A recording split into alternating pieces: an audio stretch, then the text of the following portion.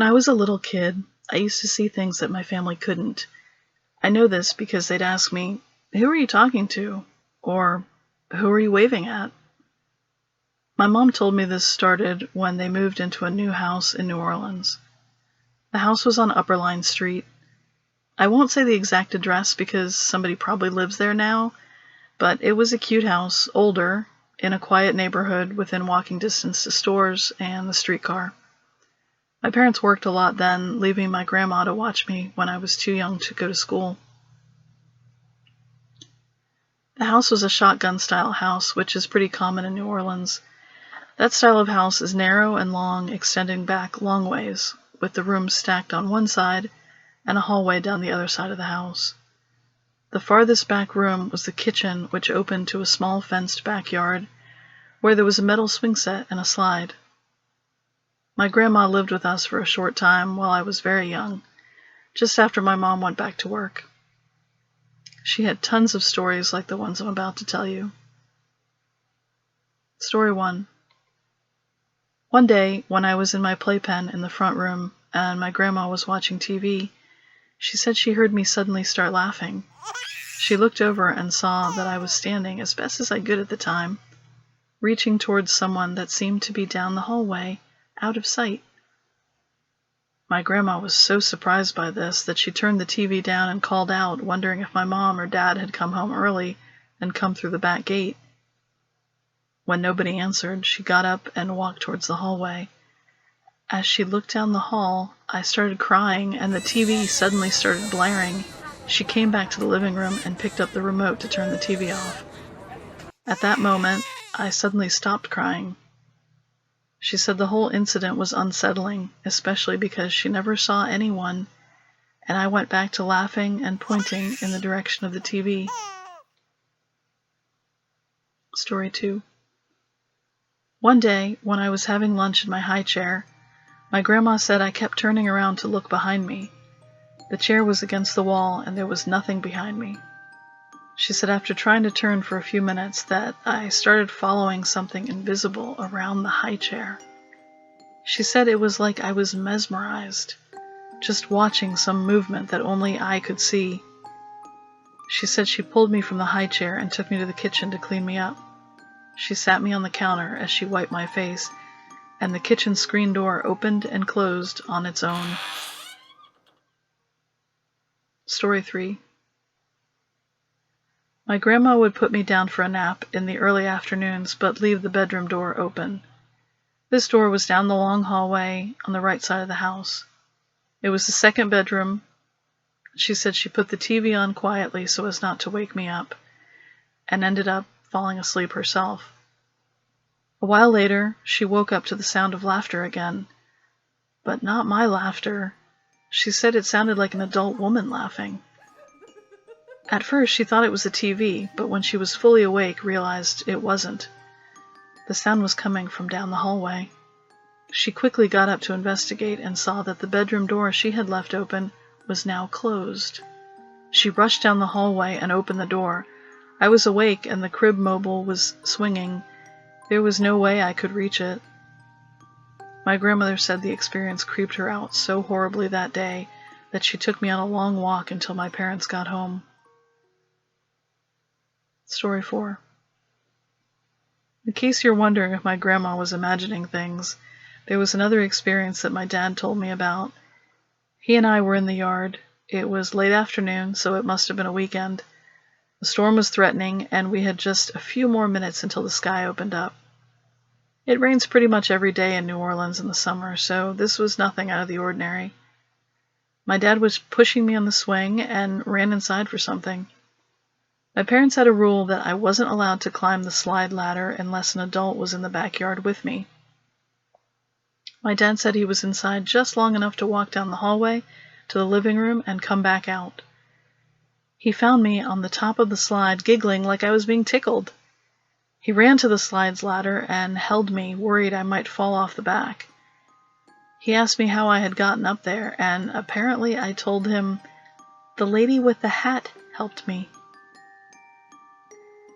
Of course, he saw nobody, and the gate was undisturbed. He was pretty freaked out about it since he couldn't explain how a kid my age could slow the swing down enough to get off of it and then climb the ladder by myself. After that day, he watched me like a hawk when I was in the yard.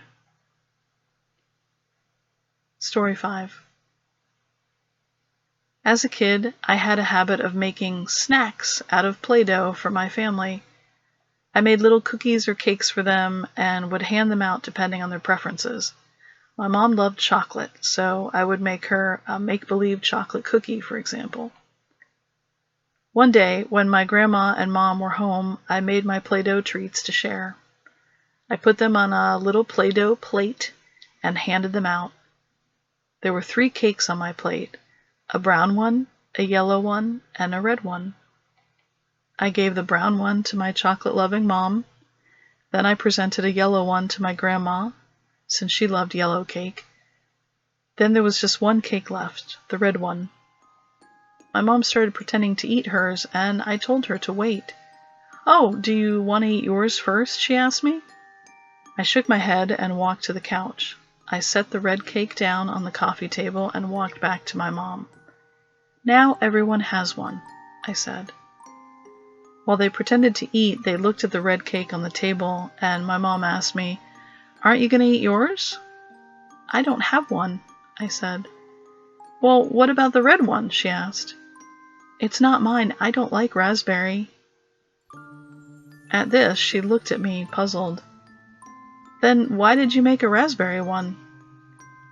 "Because the lady in the hat likes raspberries." Story 6. The lady in the hat was someone I talked about quite a bit when we lived at that house. She seemed very real to me for years. My parents said sometimes I'd hold the door open going in and out of the house behind me. Sometimes I'd pause and then say, "You're welcome." My parents asked me who I was holding the door for, and I'd tell them in a matter-of-fact tone, "For the lady in the hat." There was one day when my grandmother was watching me, and she said our neighbor knocked on the front door. She said she was weeding her front yard and had been surprised by a man checking her gate along the fence line, the fence that ran behind our 2 houses. She wanted to warn us since he seemed to be up to no good. My grandma gasped and said, "My granddaughter!" The 2 women ran back to the kitchen where I was playing. She had left the screen door closed but not locked. My grandma asked me if I had seen a man outside. Apparently, I calmly told them, "A man was at the door, but the lady in the hat told him to leave and never come back." Then she locked the door. Sure enough, the door was locked. Not something short little me could have done. We moved out of that house when I was a teenager, and I honestly don't remember any of these things happening. My family isn't one to prank me or lie about things as a joke, so I can assume these stories are true. New Orleans is an old city filled with history. Could I have had a ghost guardian? This lady in the hat who kept me company and on several occasions actually kept me safe? I like to think so, and I like to think that we were kind to one another. Sometimes I wonder if she's still there in that old house on Upper Line Street.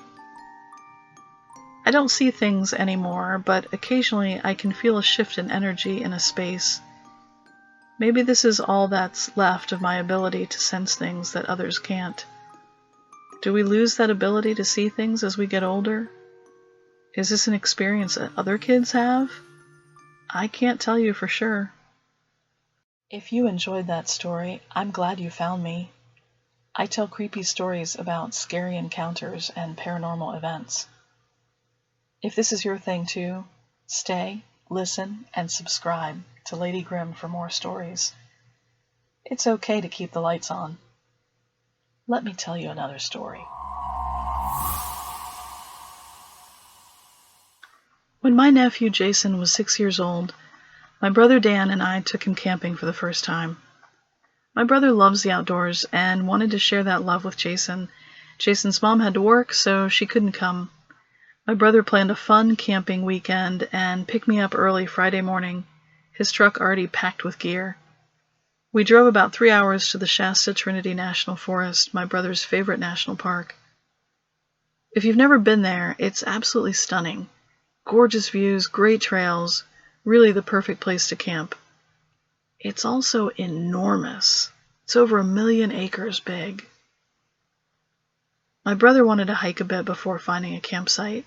Jason was so happy, running around finding cool twigs and rocks, and of course showing every one of them to me and Dan. He was so excited to be out adventuring with his dad. After a few hours, we decided to find a camping spot for the night. Dan found a spot he liked, and we started setting up our tents and gear for the evening.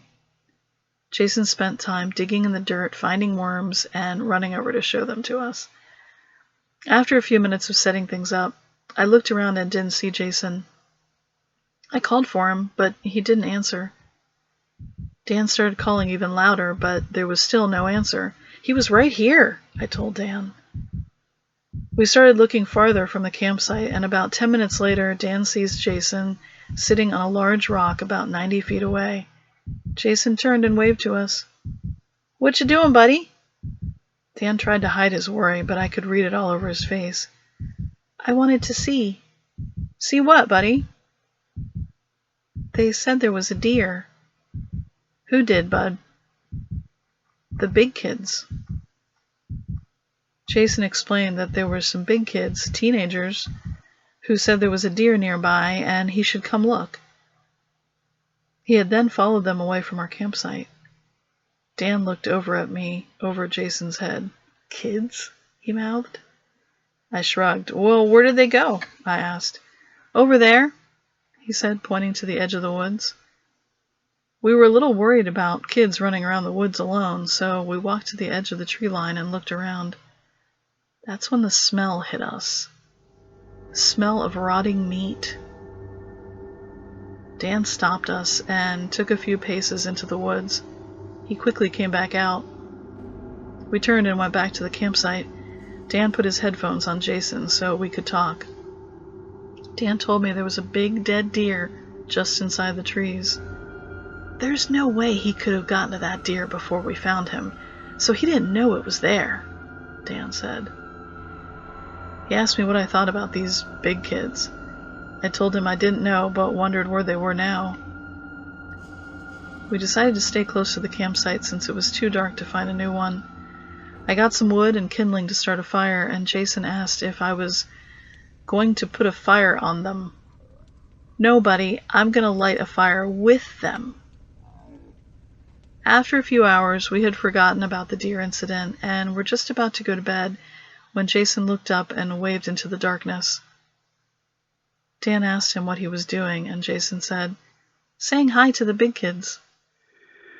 I looked at Dan, who was staring hard at the woods. He shined his flashlight into the trees, but we couldn't see anything at all. "Let's go to bed, kiddo. There's no one out there."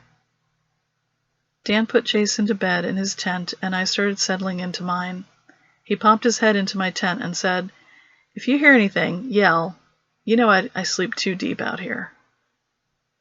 With that, we settled into our tents and fell asleep. A few hours later, I woke up to the sounds of leaves crunching outside my tent. I thought I was dreaming for a second, but then I realized where I was. On the ground, in a tent, in the Shasta Trinity Forest, in the middle of the night. I listened for another second. The footsteps were going away. I unzipped my tent and peeked into the darkness. The fire was out now, and I could see the small shape of a boy walking towards the woods. "Jason!" I yelled. He kept walking like he didn't hear me. I stumbled to get up and yelled his name again. I heard movement in the tent next to mine, and Dan climbed out of his tent, shining the big flashlight. He ran after Jason and scooped him up. "What are you doing?" Jason looked over Dan's shoulder and said, I want to go with them." "Go where?" I heard Dan say. "No, Bud, there's nobody there." Dan turned around and shone his light towards the woods, but there was nothing out there that we could see, just trees. I stayed up a few minutes watching the woods as Dan put Jason back to sleep. "What the hell is going on here?" he asked me. "Maybe he was sleepwalking?" I suggested. Dan looked worried and went back to his tent. I heard them settle in and went to sleep myself. The next morning, we asked Jason about why he had walked away from the tent. He said the big kids called him. "What do they look like?" I asked. Jason said, "They're big boys and they're gray. One of them has glasses, but the other doesn't. They each have a little hole in their forehead. They want me to be free too, like the deer," he said, still eating his eggs. I looked at Dan and his face was ashen. I put my food down and started breaking down my tent. "Time to go," I told Dan. Without a word, Dan started breaking down his tent too. Then Jason said, "You don't need to do that, Daddy. The big kids are going to put fire on it." We never hiked so fast. It took us half the time to hike out as it had to hike in. Dan was carrying Jason the whole way. I think he was scared to put him down even for a minute. Jason turned on his dad's shoulder to look backwards as we hiked. He waved to something behind us. I looked back and saw nothing. We double-timed it out of there. Back at the parking lot, we loaded our gear into the pickup. That was the last time Jason ever mentioned seeing something the rest of us couldn't see. He's 14 now and shares his dad's love for the outdoors. They've been camping hundreds of times since then, but now they stay in campgrounds and out of the Shasta Trinity National Forest.